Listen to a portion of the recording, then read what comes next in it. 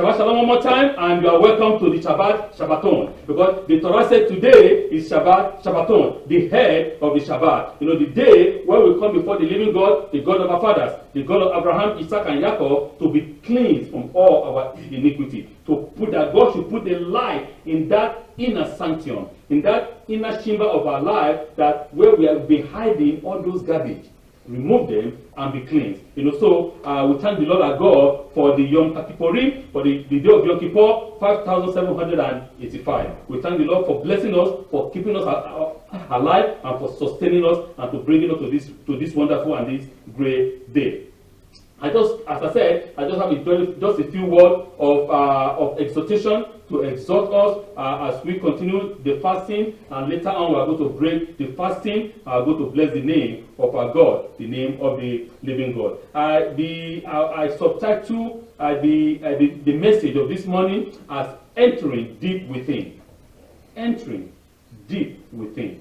You know, the Kohen Gadol enter once a year deep within the sanctuary to make the sacrifice. And we have to enter deep into our own heart now, into our own soul, to search out, to bring out, to remove all those things that is not making us to be the children of God, to be the son of God, to be the daughter of God that we might have expect. You know, so please, each and every one of us this morning, we need to search deep within our soul. It is very, very important. Do you have your wife, you know, say, no, this is my ex, she's wicked, la la la la la la la, she's bad, but if she's bad, why did you marry her in the first place? Oh, she wasn't like that before she changed. Okay, but there is nothing that you cannot tell me that everything that your relationship is completely negative. No, there must be something that is positive. Take hold to that positive, not the negative. Oh, this my ex-husband, he's bad. I don't. It's not everything in the relationship was negative. There must be something positive. Take hold for that positive.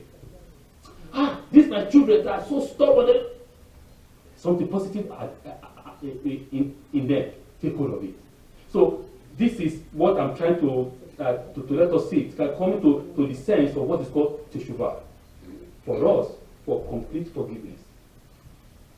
Forgiveness is very, very important for each and every one of us. If we want God to forgive us our iniquity, our own sin, we have to forgive others first.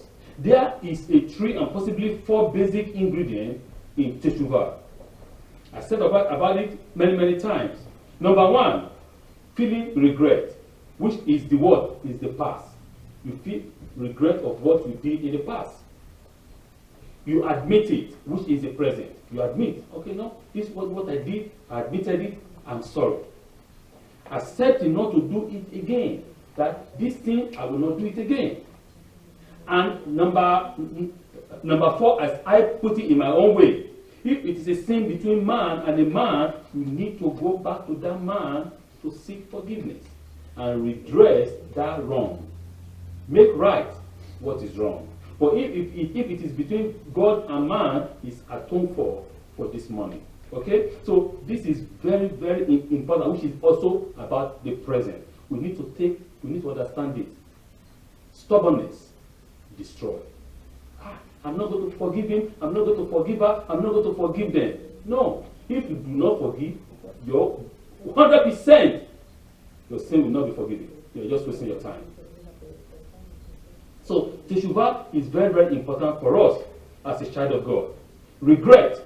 We must sincerely regret what we did wrong. It's not just mouth by mouth. No, you have to actually feel it in your heart that I really regret this, I don't want to do it again. And we have to seek abandonment and putting it in another language. We need to abandon those things that we did wrong. Say, I will not do it again. We must commit to not doing that again. We must commit to improve our life. Right? Remember, commitment to say, I'm not going to do it again is hard. I'm not saying it's easy. It's tough. But remember, we are human beings. The sin that now today I say, let's say I say one bad word. I say, oh, I realize that this word I said is not good. God, please forgive me my sin. I will not say it again. Remember, that word will never come out of my mouth again because I say I'm sincerely sorry. I don't want to say it again. Or I might say another bad word, not that particular one again. And when you realize you say another bad word, you ask God for forgiveness. And to say, this word will never come out of my mouth again. So that is how you eliminate those bad one by one. God is not asking you to be an angel in a day. No. God is not saying you have to be an angel. Everything, you will never commit no sin anymore for the rest of your life. That is not true. Anybody that tell you that is kidding or is just joking or is lying to you. We are human beings. Right? But when we realize our sin, and that is why our sages, our elders, they call it the ladder of righteousness.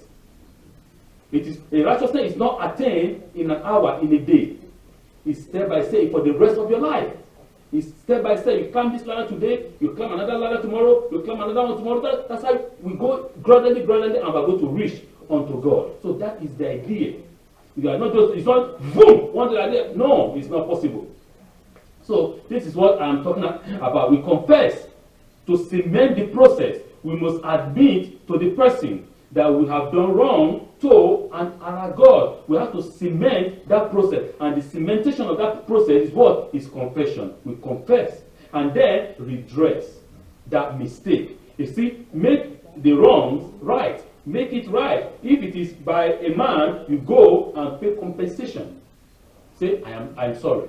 If it's for God, you come before God and lay flat and ask Him for total forgiveness. Accepting not to do anything again in the future is a very scary proposition. I know that. Adam, Harishon, when Adam sinned and Adonai asked him, "Where are you?" Adam answered, "I was afraid because I was naked." The Midrash dictates that Adam is employing the word I, Anoki, Ani. I'm referring to myself.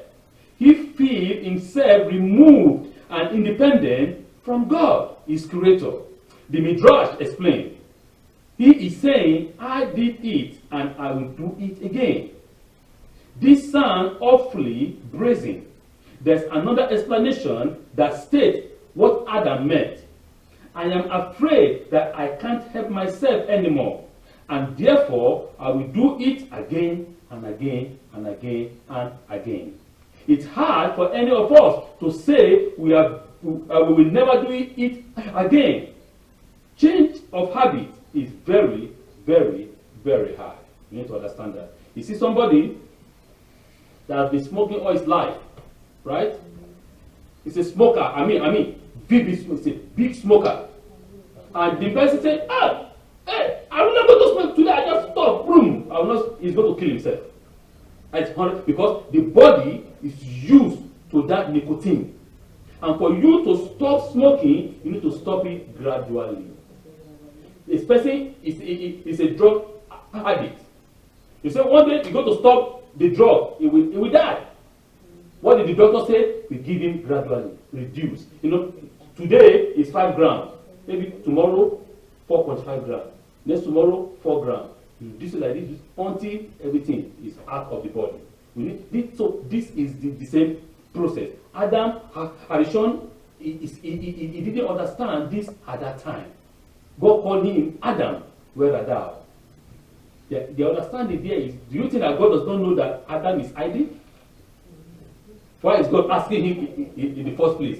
Do you think that God will say, oh, Adam, God has a telescope or looking for Adam all over the garden? No.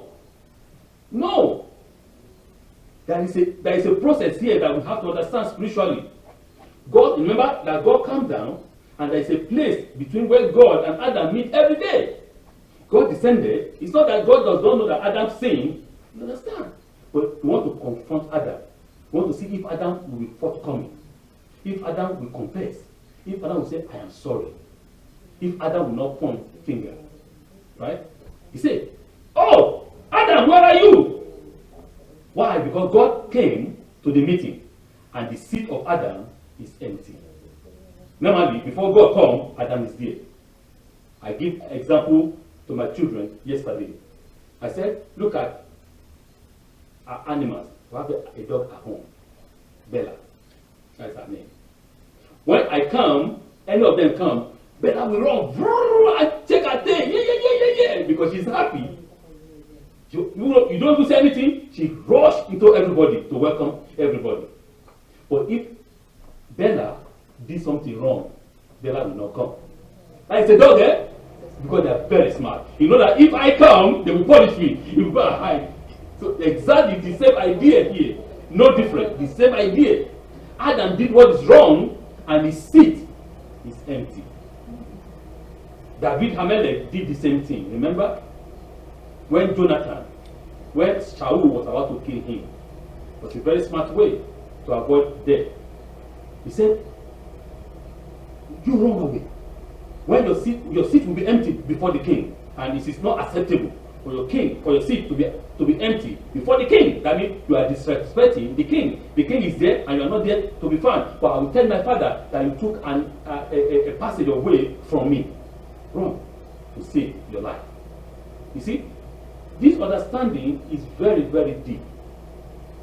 God knew that Adam commit sin. No, of course. But God wants to see if Adam Harishon will come clean and say, like David Hamelech, I am sorry. But instead, Adam Harishon begin to point finger. I always tell us a particular story, and I'm going to tell us that story again. There is a friend, a Hebrew man, a student of the Torah. He heard from his rabbi that whoever faces Gehinnom here on earth will not face Gehinnom in the world to come. He who faces Gehinnom, it is true, is in the Talmud. He who faces Gehinnom here on earth will never face Gehinnom in the world to come. It's the same. So this boy, because he's a student of the Torah, said, yeah, I don't want to face Gehinnom in the world to come. He's wealthy, he's rich, he has money. He said, oh, so what can I do so that I can face Gehinnom here? Because I don't want to face Gehinnom in the world to come. The idea came to his head. He said, I'll go and marry a bad woman. I mean, the baddest of the baddest of the baddest of the baddest. Then he went to the house of the matchmaker. So when he came to the house of the matchmaker, he told the madam, he said, Madam, please, I need the baddest of the baddest woman on the planet.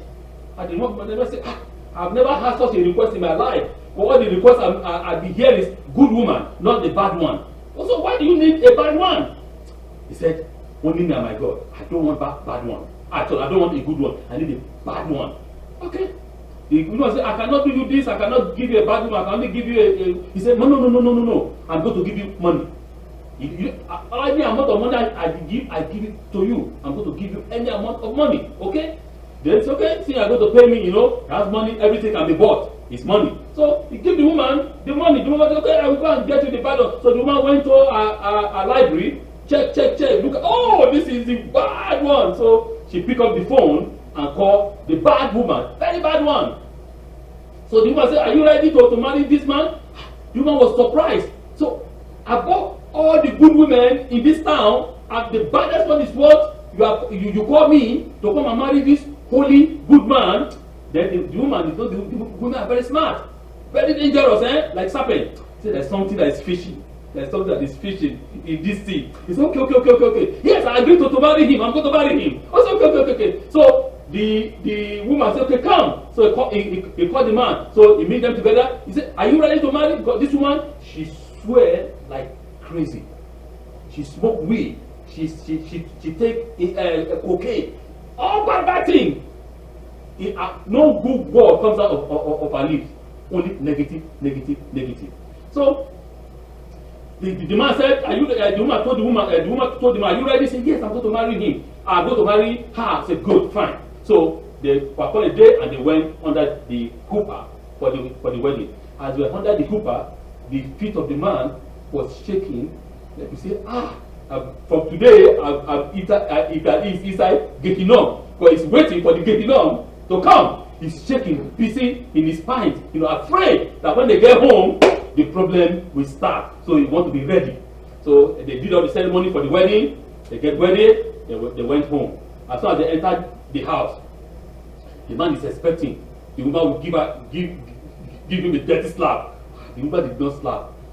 He's waiting. Is he going to say a bad word? The woman begin to say everything positive, good word. The man say, no, this is not what I bargained for. I need a bad word. So the woman say, okay, I'm going to piss her off. The man begin to abuse her, begin to beat her. The woman never responded. No, this is not true. So he went to the man went back to the matchmaker. Say, I asked for the bad woman. Why are you giving me a good woman? The man said, no. What? That woman, she's the baddest of the baddest of the baddest. He said, no, the one I have is a good one. He said, no, I said, I can't believe it. He said, go home, wait again for a little while. If it is the same, you come back. So the man, okay. The man went home again. He said, everything was just good. The man said, I need Gehinom. Why this one so giving me Gehinom? He said, okay, I'm going to piss her off again. My underwear, I'm going to throw it to the north. My socks to the south. My dirty clothes, I'm going to scatter everywhere in the house. The woman, okay. He pray, he go, pick it up, pick everything, wash them, clean it, put it back. And no, there's a problem. He comes home, the woman cook, put the food on the table. Say, this food is not good, take the food, throw it to the wall. Okay, what do you want, my lord? Go again and do another food, bring it. The man say, no, this is over by expectation. No, I didn't agree for this. He went back to the woman. Say, this is not what I want. I said, I need Gehinom, and you are giving me heaven. No, the man said, no. The woman said, this is the hellfire. This is real Gehinom. He said, no, he was going to invite her. So he brought them back, both of them. So they were sitting down, and as soon as they get to the house of the matchmaker, the woman began to swear. But in the house, you don't do all these things. He said, madam, can you give me cocaine? But you don't do this. So the woman herself was confused because I think the man is not saying the truth. Because in the house, everything is good. Then, look. Then the woman, the bad woman, crossed her legs, said, can you give me a cigarette? Begin to smoke. Then he told the matchmaker, he said, madam, this man wants to escape Gehinom. You think I don't know? You will never escape that Gehinom. I will not make you to have the Gehinom here. You must go back. You must receive that Gehinom in the world to come. Because this man thinks he can buy everything with his money. He's a bad man. And he wanted to have Gehinom here, not to have Gehinom in the world to come. He said, not from me. I will be the good wife that you want. That Gehinom, you must go back and receive that Gehinom in the world to come. What am I trying to say here? There is a lot of things that we don't understand. You might think that you want to have Gehinom here because you should say if you want to be in heaven. He was talking to the rich man. He said, yeah, you are already there. You are very, very close to the kingdom of God. Now the next step I want you to take now is to do what? Sell all your property. Sell all the things. Give it to the poor. I'm not going to do that. I'm sorry. That is too much, And Yeshua said, look at, it cannot go to the next step. Most of us, we say, that woman has done me wrong, that man has done me wrong, that my mama has done me wrong, my father has done me wrong, I will never forgive them. But Yeshua, the Torah is saying, make the next step. Take the next step. That next step is the step of salvation. The one that will save you. The people, we think that we are very smart in our own intelligence. We want to use our own manipulation, our own rationale. But the Torah is saying, no. Follow the step. And when you follow the step, I'm telling you, the heaven is very close. It's just at the door. Remember, they say, people say, you go to heaven and enjoy. There is nothing like that in the Torah. The heaven is here. You have to enjoy from here to that place. Not dying here, suffering here, so you want to go to that place. So this is the idea of the Torah that is giving us. And finally, before we go, I'll give another story. there is a rabbi, right? Was, he was selling things. He had a shop where he's selling things. And a man came to deliver the goods to him. Because the rabbi was so upset. This thing is not going fine, it's not this and that. He has a negative mind, was so upset. Then as the driver came to deliver the good, or the goods, sorry. So he told the driver, please, can you take these goods and put it inside the shop? The driver said, oh, I cannot do that. So the rabbi told the driver, why can't you do that? Because you have to put you brought this good, you have to put it inside. The driver said, no, I can't do it. They begin to argue. There's argument between both of them, and the argument is going loud. And there's another rabbi that has been looking for a way out. He was meditating in his head. So he came out and was seeing what was going on. So he just kept silent and was just watching what was going on. Then as they argue, and like everybody's gathering, people are gathering to see, what is the problem, what is going on? Then the rabbi that owns the shop told the driver, oh, if I give you 50 gold, are you going to put it inside? Then the driver said, oh, I can try. Then I'm going to offer you 50 gold for you to help me to catch. Why we try? But now it's no longer I don't want. That now I'm going to try. So then what was that action that was going on told the other rabbi that was working, because the other rabbi was having meditation in his head, looking for a way out of his situation, thinking that, oh, I cannot overcome this sin. He committed sin. He said, I cannot overcome this sin. This sin is too powerful than me. I need to remain in this way. But when he saw what was going on, the Spirit of God touched him. With an incentive, you can overcome. With an incentive, with a determination that I want to overcome, you can overcome. If you don't determine to overcome, you will never overcome. It's all about determination. And that determination is an incentive for a man. If you sit down and say, okay, I pray, I'm looking for a job. I can't just sit there, I stay on my own. You will be poor, like chicken will be richer than you. Because you don't want to go outside and look, so I've been praying. When you pray, you do action. No? You go outside, you give your resume, share your resume. I'm telling you, you will find favor. Where they are interviewing people 10 times, as you just come down there, the madam or the man will say, okay, I see your resume is perfect. God, I'm telling you, it has happened to me several times in my life. Instead of them to be interviewing you, God will block their memory. I'm telling you, they will never interview you. Just look at your face, you are hired. Just no interview. Why other people they interview and you just say, do you go to that? Yeah, I'm working in that company. How did you get there? That man, I was trying to get there. They interview me. Said as if they want to kill me with this interview. It's like that. It is favor. So you go outside and do action. Not sitting there just and praying. God will not come down from heaven, my friend. You do action. So this is the encouragement, my people, that I want to encourage us this morning. On Yom-Kippur, we have to cleanse ourselves. We have to forgive. We have to take that extra step. We need to remove pride, ego, me. I am the chief, right? Because the Torah said, my wife is under me, right? My wife must be the servant. I must control her like chicken or like goat. No. Or my husband, he thinks I'm going to show him that me as a wife, I can do all things. I can do what? No, that's not the way. Or my children, I'm your father, I can. No, that's not the way. The step by step. Showing each other love. Love is a principal thing, right? It is very, very important. There is nothing that is above love. When we love one another, I'm telling you, we will be on another level, another stage.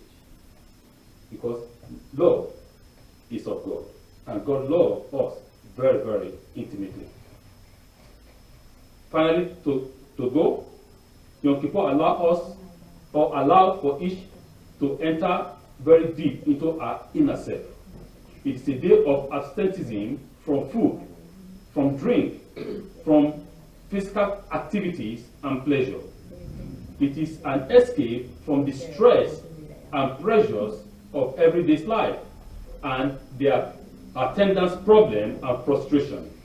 We always are concerned about others, about families, about friends, about my child, about my husband, about my wife, about the world, about the economy. Every day worries, stress. I need to pay my rent, I need to pay my mortgage, I need to pay for my car loan, and every kind of stress in our head every blessed day.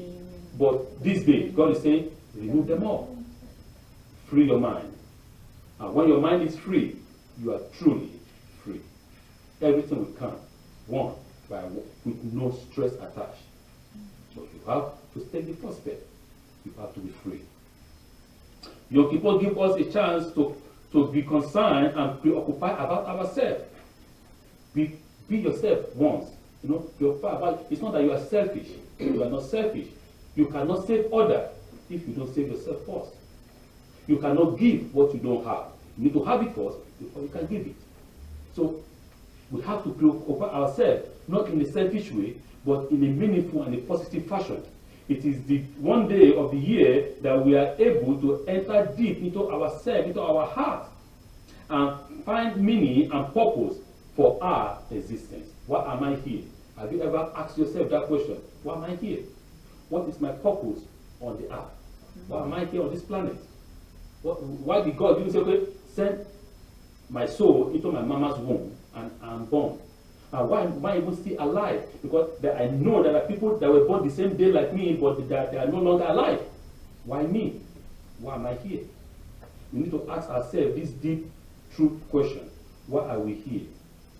But Yom-Kippur, at the very least, focuses for us the necessity of attempting to reach deep within our soul. The prophet Yeshayahu Hanavi described evil people as being tossed about in a raging sea of their desires and frustration. The Lord wishes us to sail on a calm water of serenity, belief, commitment, and holy behavior. The day of Yom Kippur can mark the beginning of that journey of tranquility and godly purpose in our life. The day should not be squandered only in external behavior of pity and contrition. No, everybody wear white, I'm going to wear white. Everybody's fasting, I'm going to fast. But I'm fasting, I am thinking about my girlfriend. I'm fasting, I am thinking about my boyfriend. I am fasting, I'm thinking of, on that BMW that, I want to get. I'm fasting, and, I'm thinking about worldly things. It won't work. It's for you. You need to concentrate this one day at least. Concentrate on that spiritual path, on that spiritual journey. It's very, very important. The day, I said, it should help us reach deep within ourselves to touch and polish our souls and be the day of repentance and renewal that God intended it to be for us individually and collectively.